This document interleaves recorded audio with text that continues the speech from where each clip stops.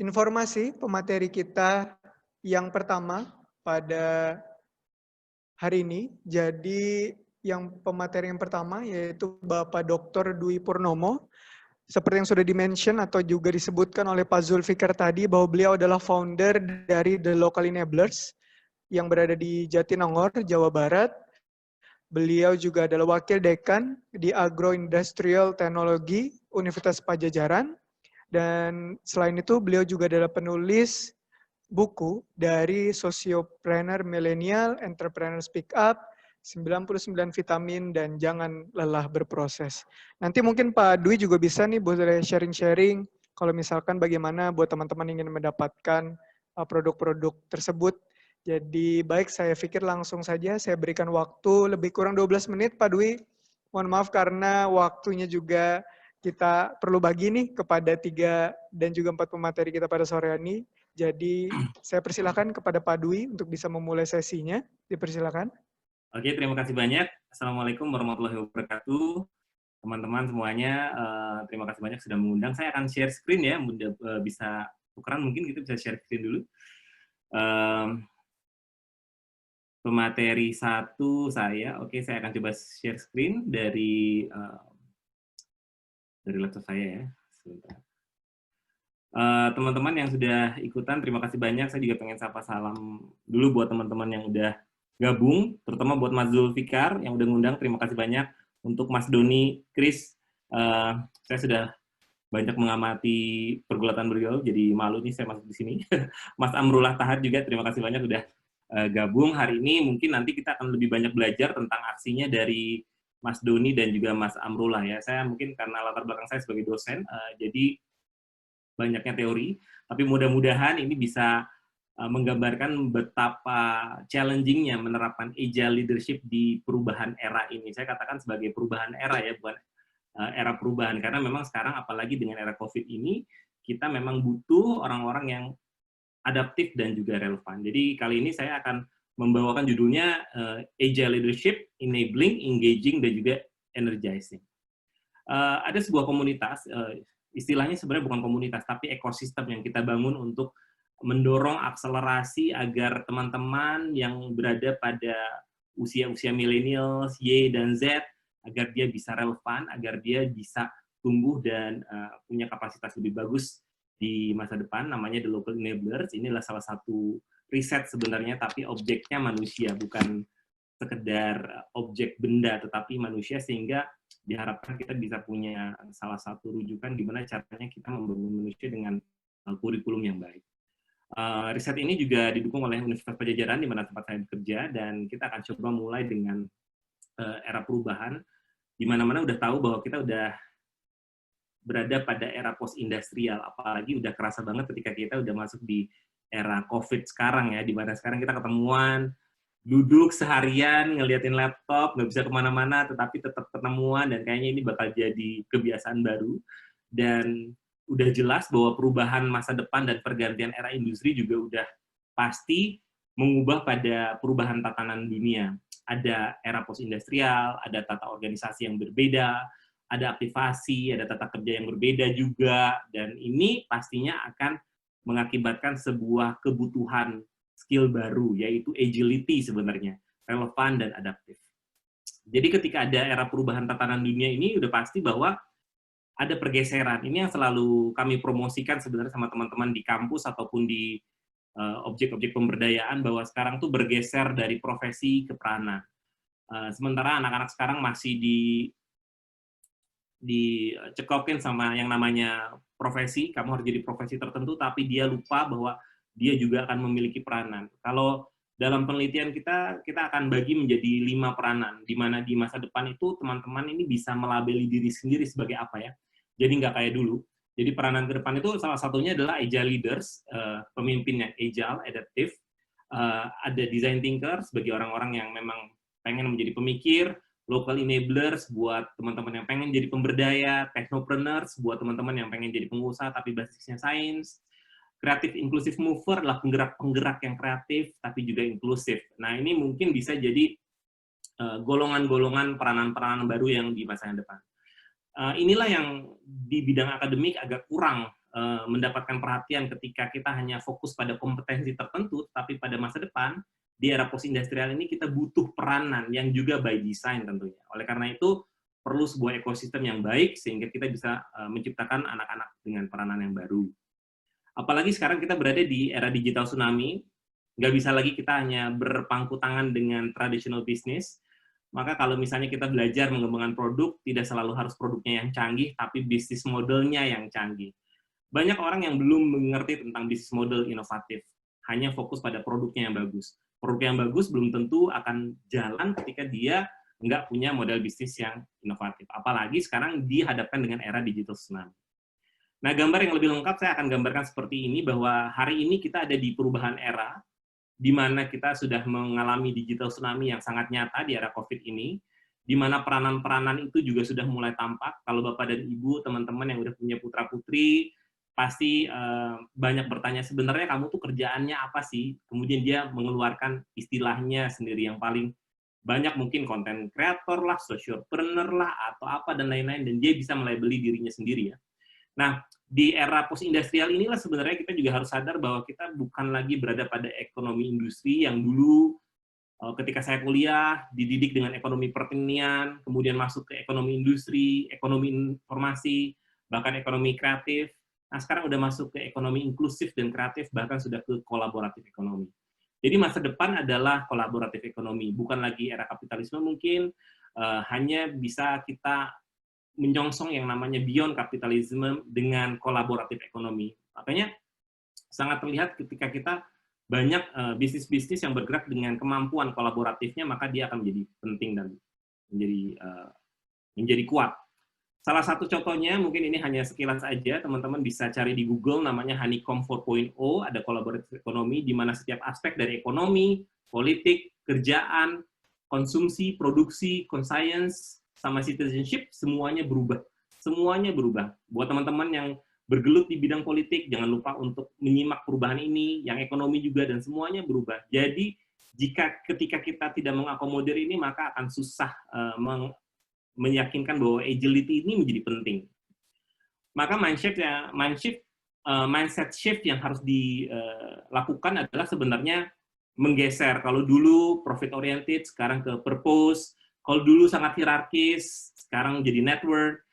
Kalau dulu controlling, sekarang jadi empowering. Kalau dulu planning, sekarang eksperimentasi. Kalau dulu privacy, sekarang jadi transparansi. Nah, sebenarnya sekarang lagi banyak gejolak di antara generasi-generasi millennials, YZ, sama generasi-generasi sebelumnya, yang ketika generasi sebelumnya menikmati era industri yang begitu panjang, sehingga dalam kepalanya isinya adalah profit, hierarki, controlling, planning, dan privacy, sehingga banyak sekali gejolak-gejolak yang terjadi bahwa kalau masa depan itu nggak bisa merujuk ke masa belakang, karena masa depan itu harus dicoba, dieksperimentasi. Sehingga inilah nilai-nilai baru yang sebenarnya menjadi challenging. Tapi kalau saya yakin kalau nanti contoh-contoh dari Mas Doni atau Mas Amrullah akan memperlihatkan organisasi-organisasi yang sangat agile, yang bisa menempelkan purpose, network, empowering dalam kisah nyatanya. Maka sebenarnya agile ini menjadi challenging. Kenapa? Karena ini bukan tentang tools dan practice-nya aja, tetapi ini sebenarnya tentang prinsip, tentang value, sama mindset. Mengubah mindset itu cukup panjang perjalanannya, tetapi memang perlu dicoba diakselerasi di zaman sekarang. Agile leadership yang bisa kita lihat di teman-teman nanti yang misalnya akan dikasih contoh, misalnya di teman-teman tangan di atas, misalnya ya di teman-teman juga di Green HCM atau Vice Coach, misalnya pasti ini udah dilakukan sama Mas Amrullah misalnya. Ketika actions speak louder than words, mengembangkan kualitas berpikir kita jadi sangat berbeda dengan yang lalu, bagaimana mengajarkan teman-teman kita memiliki effective feedback yang bagus, meaning purpose, emosi, leadership, devolve appropriate power, artinya membagi-bagi tugas, kolaboratif, dan terkait dengan ide.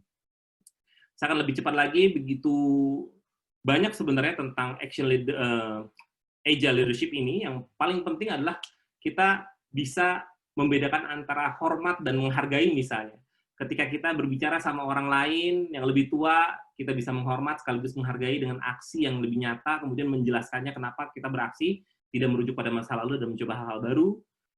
Dan beberapa agility skills ini antara lain seperti leading agile change, yang artinya adalah ketika kita diarahkan untuk bisa membuat perubahan dengan perbedaan. Kemudian juga leadership agile, artinya juga kita ngomongin tentang mindset sama psikologi, belajar tentang complexity thinking, gimana caranya problem solving yang advance, kemudian juga ngomongin tentang emotional intelligence, ini ngomongin tentang emotional capabilities, dan juga mindful leadership, yaitu presence and being in the room. Kalau teman-teman lihat di sini, keyword-keyword ini coba kita cari di manakah sebenarnya kurikulum yang mengadopsi ini nggak ada. Sama sekali, jarang sekali teman-teman kecuali di bidang psikologi mengajarkan ini. Nah, padahal kita membutuhkan anak-anak muda penerus bangsa ini memiliki kemampuan ini. Maka pentingnya agility menjadi sebuah kurikulum yang bisa diadaptasi di setiap pergerakan. Yang kedua adalah bagaimana kita meningkatkan quality of thinking, di mana improve quality thinking akan mengarahkan kepada improve outcomes. Outcomes juga menjadi penting karena selama ini kita terjebak di output, artinya jumlah tetapi nggak output, nggak outcomes. Ini menjadi penting, membedakan antara outcomes dan output. Kemudian juga yang paling penting sebenarnya adalah menyadari bahwa bisnis hari ini jauh lebih kompleks dibandingkan sebelumnya, ya, dan memiliki kebutuhan untuk cari insight-insight baru, mendiagnosa cara-cara baru, kemudian juga membuat solusi-solusi baru. Yang ketiga yang ada di agile leadership adalah bagaimana kita caranya memiliki cara efektif feedback sama tim kita, sama orang lain, cara merespon, dan ini juga menjadi penting untuk dilatih terus-menerus agar organisasi kita memiliki effective feedbacks. Dan saya yakin di The New You Institute ini belajar banyak tentang feedbacks, ya. Dan feedback ini sebenarnya adalah bumbu yang paling kritis, yang paling penting untuk pengembangan berkelanjutan. Jadi feedback adalah critical ingredients-nya. Yang keempat, belajar tentang meaning and purpose. Saya ingat sekali ketika Mas Dul dari The New You Institute nerbitin buku The New You, kebetulan kami juga mengeluarkan kanvas namanya The New You, di mana kita bisa membuat kurikulum sendiri agar kita bisa menggambarkan masa depan dan berproses ke dalamnya. Jadi belajar meaning and purpose adalah salah satu hal yang penting sehingga kita bisa punya energi yang tak terbatas sampai sebuah goal yang kita inginkan. Yang kelima adalah tentang emosi. Agile leadership juga terkait dengan emosi karena people are most creative when they feel motivated, primarily by the interest, enjoyment, satisfaction, and challenge. Jadi ini jadi memanusiakan manusia ketimbang dengan era industri yang banyak mesin dan sistem. Kemudian ini juga menjadi penting karena kalau kita ngomongin leadership, kalau dulu adalah ada di direkturnya, ada di CEO-nya, tapi sekarang kita mengajarkan anak-anak kita leadership itu nempel pada diri mereka masing-masing dan mereka menghargai perbedaan ataupun kesamaan. Yang berbeda menjadi saling memperkaya, yang sama menjadi saling memperkuat. Yang 7 adalah tentang agile leadership, adalah tentang bagaimana kita meng-enablers orang. Oleh karena itu, ekosistem kami bernama The Local Enablers, inginnya memberdayakan, memandirikan, tapi juga punya engagement, tapi juga energize, memberikan energi agar kita bisa berproses bersama. Dalam agile leadership juga ada hal yang paling penting juga, yaitu kolaborasi. The New You Institute, kalau saya baca bukunya, banyak sekali ngajarin tentang collaborative communities yang merupakan essential ingredients untuk meningkatkan performa, kreativitas, dan inovasi. Jadi kalau tadi ngomongin tentang hal-hal lain, kolaborasi, ini juga adalah bumbu penting untuk performa, kreativitas, dan inovasi. Dan yang harus kita miliki dalam agile leadership adalah ide yang baik. Tetapi ide yang baik ini nggak bisa begitu aja muncul jika kita nggak punya prosesnya. Tadi Mas Zul bilang, ide bagus, prosesnya harus bagus, artinya salah satu tools yang kita bisa pakai adalah design thinking, seperti ini. Design thinking itu adalah divergent, convergent, divergent, convergent. Terakhir, pas ya, karena feedback adalah critical ingredients, artinya kolaborasi juga essential ingredients untuk performance dan kreativitas, maka ini yang akan di wrap up sebagai kesimpulan bahwa agile leadership itu menjadi penting dan kita punya 9 poin ketika agile leadership itu bisa kita pelan-pelan lakukan pada organisasi kita. Terima kasih banyak sesi saya, kita kembalikan ke moderator. Baik, terima kasih banyak kepada Pak Dwi atas pemaparannya. Tadi sudah kita sama-sama dengarkan, juga ada 9 principles dari agile leadership dan juga ada poin-poinnya lainnya. Semoga bisa menginspirasi kita semua kepada rekan-rekan yang hari ini berhadir.